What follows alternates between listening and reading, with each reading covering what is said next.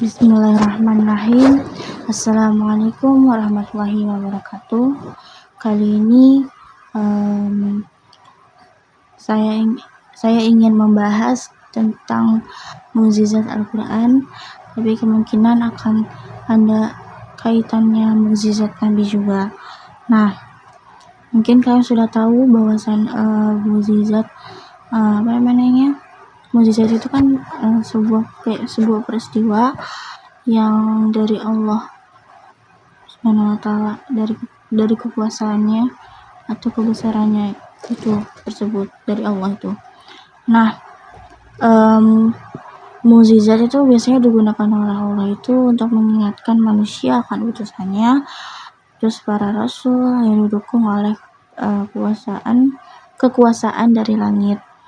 Nah, mukjizat juga itu berperan dalam membantu para nabi untuk mengatasi kepandaian kaumnya dan menunjukkan kekuasaan Allah. Nah, setiap nabi itu kan diberikan mukjizat untuk meyakinkan manusia yang meragukan mereka. Kan banyak kan, masih ada mungkin masih beberapa orang ya, masih banyak mungkin ya, masih ada yang banyak meragukan adanya mukjizat para nabi, terus Al-Quran juga. Nah, kata mukjizat, makanya dari adanya mukjizat ini tuh bisa membantu itu dari orang-orang yang meragukan kenabian gitu. Nah, kata mukjizat ini diambil dari kata azaza yang berarti melemahkan atau menjadikan tidak mampu. Nah, ada juga menurut Manna al-Qatat, menurutnya itu mukjizat adalah suatu kejadian yang keluar dari kebiasaan disertai dengan unsur tantangan dan tidak akan dapat ditandingi, dan apabila ada seseorang selain dari nabi rasul yang diberikan kejadian yang luar biasa oleh Allah Subhanahu wa taala, maka itu tuh tidak bisa kan dikatakan sebagai mukjizat, melainkan sebagai karomah. Jadi tuh pokoknya kalau ada yang mengaku nabi gitu ya, mengaku sebagai nabi terus dia mendapatkan mukjizat, itu bukan mukjizat. Apalagi kalau misalnya udah kelihatan nih dia mengaku lah dia manusia, sedangkan yang selain para nabi dan rasul itu tuh bukan mendapatkan mukjizat, melainkan mendapatkan karomah itu tuh mendapatkan karomah itu kayak keistimewaan atau kelebihan yang didapatkan dari Allah gitu. Nah, terus apalagi ya, dan itu tuh juga adanya itu bisa memudahkan dalam memberikan hidayah bagi yang sadar ya, serta memecahkan sikap keras kepalanya. Adanya mukjizat itu untuk yang menolak dan mengingkarinya. Nah, terus mukjizat itu biasanya berisi tentang penunjukan hal-hal yang sedang menjadikan tren ya. Ada tuh salah satu contohnya itu pada Nabi Musa alaihissalam, yang dimana mukjizatnya Nabi Musa itu trennya itu adanya ilmu sihir. Nah, mukjizatnya Nabi Musa itu dia adalah tongkatnya itu yang berubah menjadi ular, dan tongkat itu bisa mengalahkan ilmu sihir orang lain itu gitu. Nah, terus habis itu pokoknya mengalahkan orang itulah ya, sama orang-orang lain yang ada di sekitar itu, pokoknya yang dia masih berhubungan dengan si ilmu sihir itu loh, orang itunya gitu. Nah, terus ada unsur-unsur mukjizat ya. Nah, mukjizat yang pertama itu ada mukjizat yang harus berupa peristiwa yang luar biasa. Yang kedua itu tahu lah ya, maksudnya yang berupa peristiwa yang luar biasa itu ya itu yang salah satunya contoh yang tadi itu termasuk ya, itu seperti itu pokoknya. Itu juga kan peristiwa yang luar biasa yang mukjizat yang Nabi Musa alaihissalam. Nah, yang kedua itu adalah mukjizat yang harus disampaikan oleh para nabi, dan itu juga harus nabi yang menyampaikan bahwasanya kan karena nabi yang merasakan bahwasanya itu sebuah mukjizat kan. Jadi cuman nabi lah yang bisa menyampaikan itu gitu.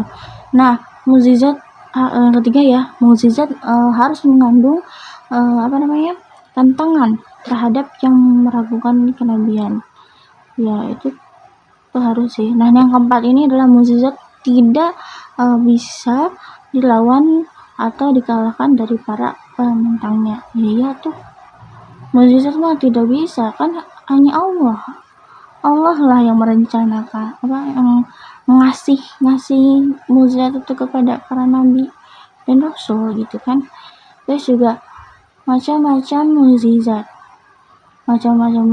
itu dalam Islam ya, yang harus kita ketahui juga itu tuh ada yang pertama ada mukjizat syakhsiyah. Nah, mukjizat syakhsiyah ini adalah mukjizat yang keluar dan berasal dari tubuh yang bisa dilihat atau didengar, disentuh dan dirasakan seseorang nabi atau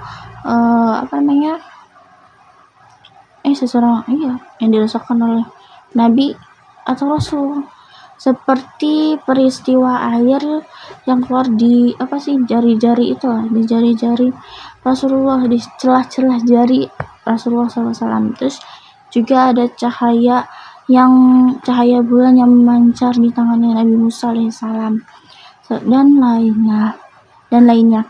Dan yang kedua ini adalah ada mukjizat akliyah. Nah, mukjizat akliyah ini dia mukjizat yang rasional, yang masuk akal, yang maksudnya pokoknya sebuah keajaiban yang tidak dapat dirasakan, dicium, didengar, terus dilihat dan bahkan disentuh secara langsung. Nah, ini tuh hanya ada pada Al-Quran, yang dimanapun Al-Quran adalah kitab suci yang dijamin kemurniannya, isinya oleh Allah sampai akhir zaman. Nah, sifatnya juga kan kekal dan abadi ya, tidak bisa diubah sampai kapanpun itu. Nah, sampai akhir zaman pun itu. Nah, yang ketiga ini ada mukjizat kauniyah.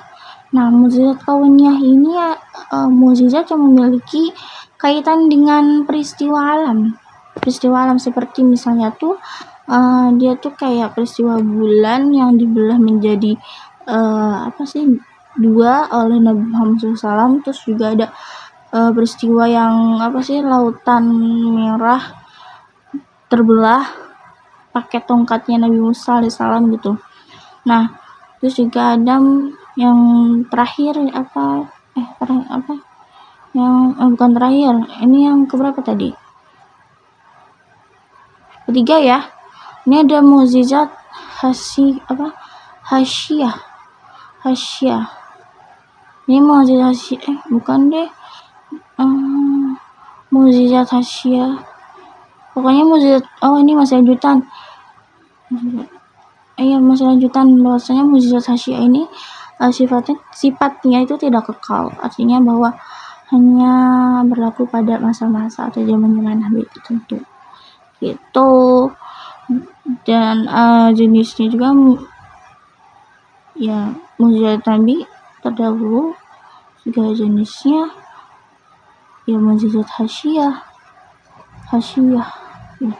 Nah, dan yang terakhir nih ada mukjizat salbiyah.